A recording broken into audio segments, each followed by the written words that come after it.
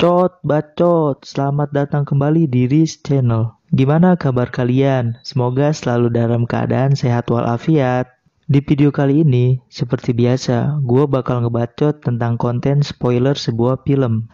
Sekarang gue akan berikan spoiler film Saw 4. Bagi kalian yang belum nonton Saw pertama sampai Saw 3, lu orang pada scroll aja di YouTube gue, oke guys?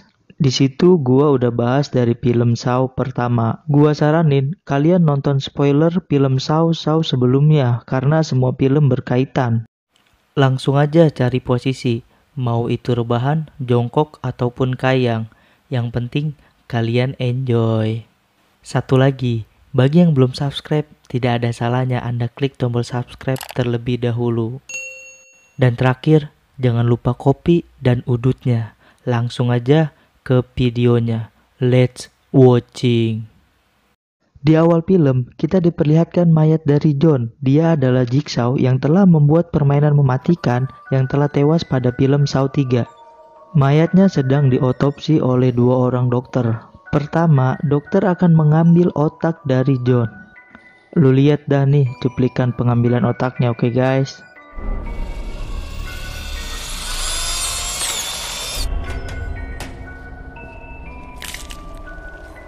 Tuh guys, otaknya diambil beneran anjir.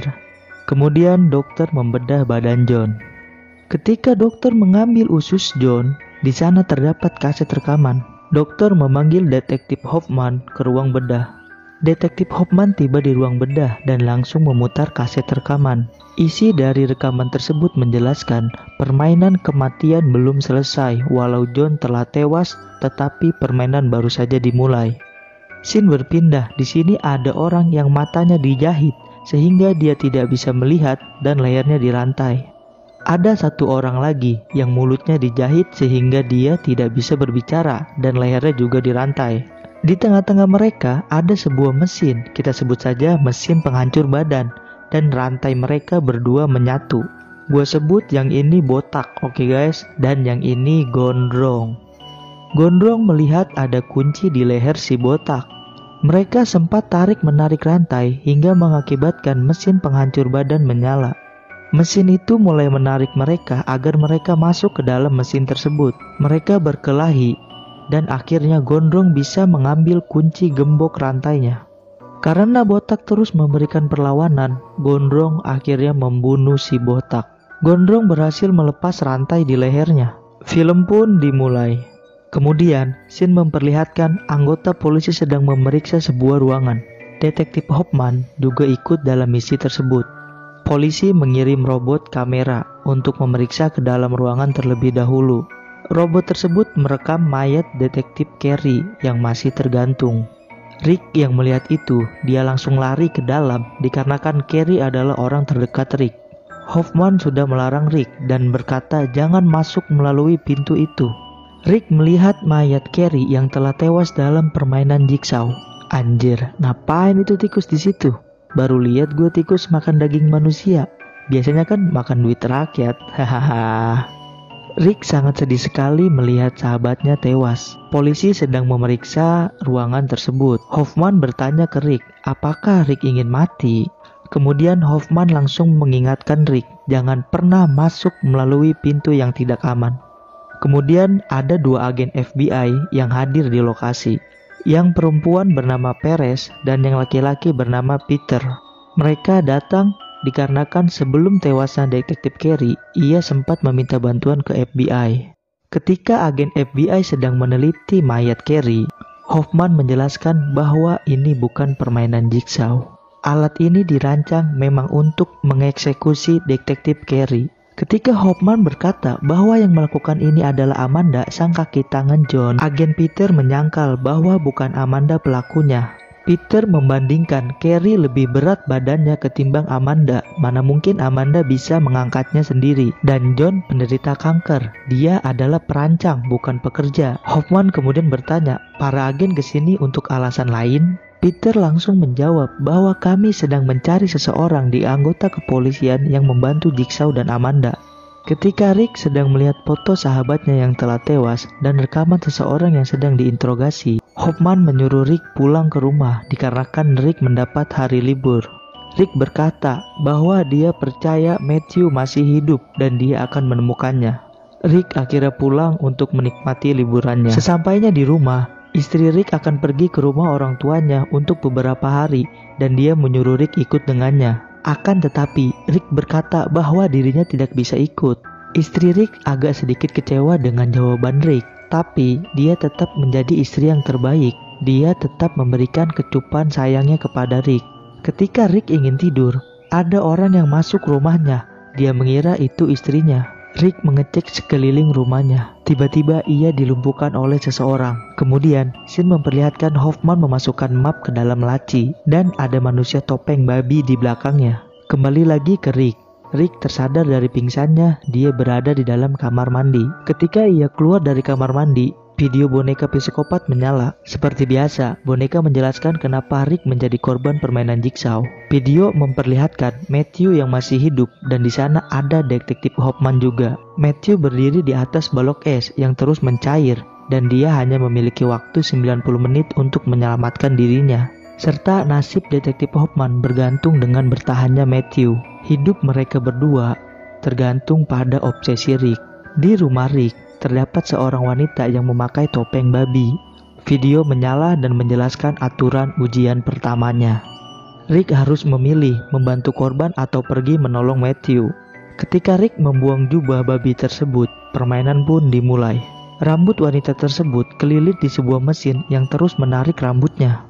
Rick harus memecahkan kode agar mesinnya berhenti. Rick menembak mesin tersebut, tapi mesinnya masih menyala. Rambut wanita tersebut terus ketarik sampai kulitnya ikut terkelupas. Lihat itu cowok, rambutnya sampai ngelupas begitu, gila. Akhirnya Rick mendapatkan kombinasi kode tersebut dan wanita tadi selamat, tapi dengan luka yang cukup parah.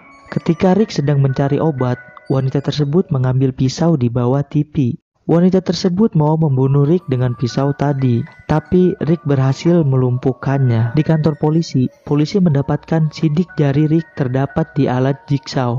Rick memutar kaset rekaman milik wanita tadi, dan isinya, jika dia lolos dari mesin tadi, dia harus membunuh Rick.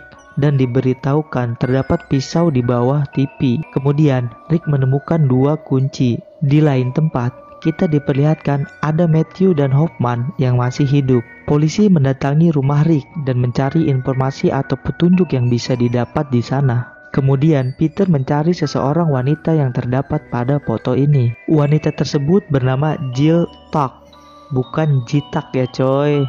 Ingat nih namanya Jill Tak. Di tempat detektif Hoffman disekap, ada seseorang yang masuk dan langsung mengawasi layar CCTV. Rick masuk ke sebuah motel dan dia langsung menuju nomor kamar yang terdapat di kuncinya. Ketika ia masuk, di sana terdapat foto istrinya dan terdapat topeng babi. Di sini, Rick harus membantu penjaga motel yang sedang putus asa. Dan di kamar sebelah, terdapat alat yang dapat menyelamatkannya. Rick memancing anjing penjaga agar naik ke atas dan berada di depan kamarnya. Kemudian penjaga motel mencari anjingnya. Sesampainya di depan kamar Rick, Rick langsung menodong penjaga tersebut. Di kantor polisi, Peter sedang mewawancarai Jill. Ternyata Jill adalah mantan istri dari John. Kembali ke Rick.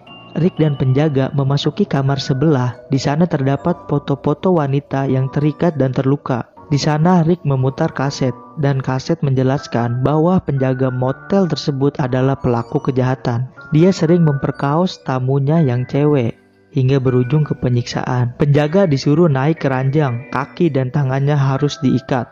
Jika mau selamat, penjaga harus memencet tombol yang ada di tangannya. Dia memencet satu tombolnya dan besi pun menancap di matanya. Waktunya habis, kaki dan tangannya terpisah dari badannya.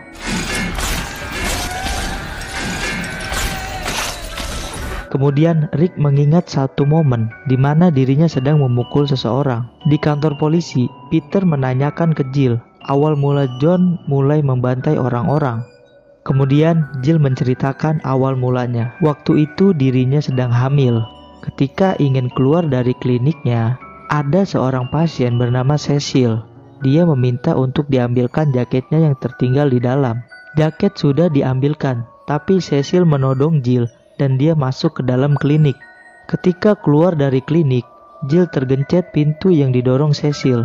John yang curiga melihat Cecil berlari, dia langsung masuk ke klinik. John langsung membawa Jill ke rumah sakit dan Jill keguguran. Semenjak saat itu, John memulainya. Kemudian agen FBI bersama polisi datang ke TKP yang berada di motel. Di sana mereka mendapatkan informasi bahwa kamar ini telah disewa oleh pengacara bernama Blank 2 minggu lalu. Di gudang penyekapan, Matthew melompat dari es dan berat timbangannya mengarah ke Hoffman. Kemudian pengawas di sana mengembalikan posisi Matthew seperti semula dan memberitahu kalau Matthew melakukannya lagi, dia bisa menyetrum Hoffman. Ketika melihat muka pria pengawas, Hoffman ingat dengan seseorang. Dia adalah pengacara yang bernama Blank, dan dia adalah pengacara orang yang tadi dipukul oleh Rick. Rick kembali ke tempat ingatannya ketika memukul seseorang.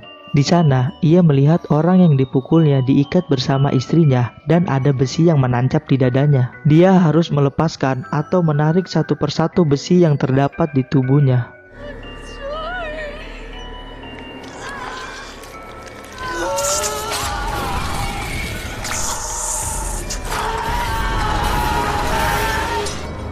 Suaminya sudah meninggal, tapi dia berhasil selamat dan tinggal satu besi lagi yang menancap.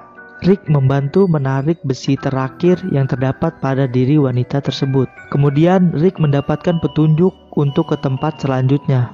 Ketika polisi sedang melakukan pemeriksaan di tempat suami istri tadi, satu senjata masih bisa berfungsi dan tak sengaja seorang polisi mengaktifkannya. Satu polisi wanita tewas terkena senjata tersebut. Peter dan Perez memeriksa gedung tersebut dan mereka mendapati boneka psikopat di suatu ruangan.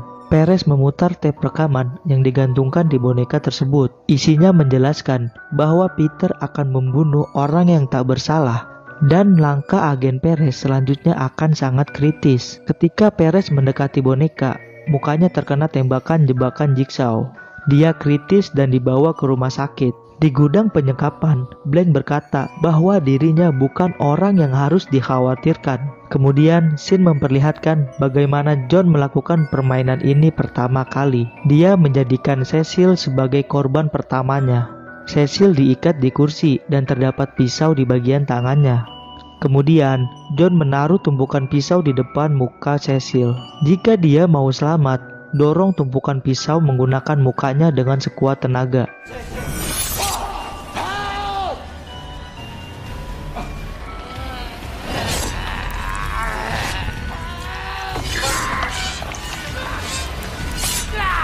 Cecil berhasil lolos dan dia ingin membunuh John. Tapi John menghindar dan Cecil masuk ke tempat yang terdapat kawat. Rick tiba di gudang penyekapan. Dia terus mencari jalan ke tempat Matthew disekap. Tak lama kemudian, Peter pun sampai di lokasi gedung penyekapan dan langsung menelpon anggota polisi yang lain. Blank membuka jaketnya. Ternyata di belakang lehernya terdapat alat yang mengancam nyawanya. Blank adalah pria yang lolos dalam permainan Jigsaw di awal film tadi. Blank bukan Jigsaw sesungguhnya, dia juga terjebak dalam permainan kali ini. Di gedung tersebut juga terdapat Jeff. Ketika Rick sampai di depan pintu tempat Matthew disekap, dia ingin mendobrak pintu tersebut, tetapi dia diteriakin dari dalam agar tidak masuk, dan juga ditembak, tetapi Rick tetap masuk. Matthew pun tewas, kepalanya hancur dihantam es batu.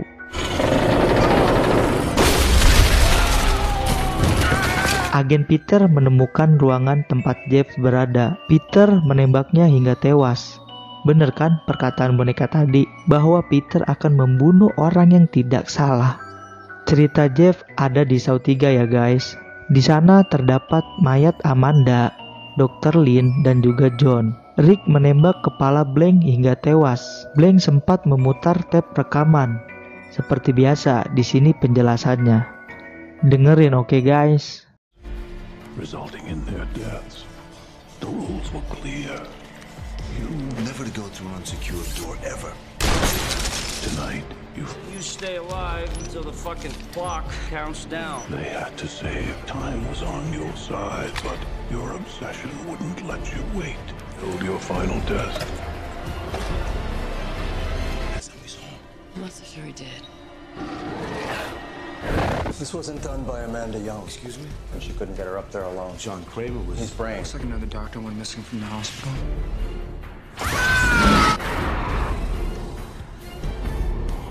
Oke, Rick. Ternyata pengkhianatnya adalah detektif Hoffman, guys. Kemudian Hoffman mengatakan, permainan telah selesai. Game over.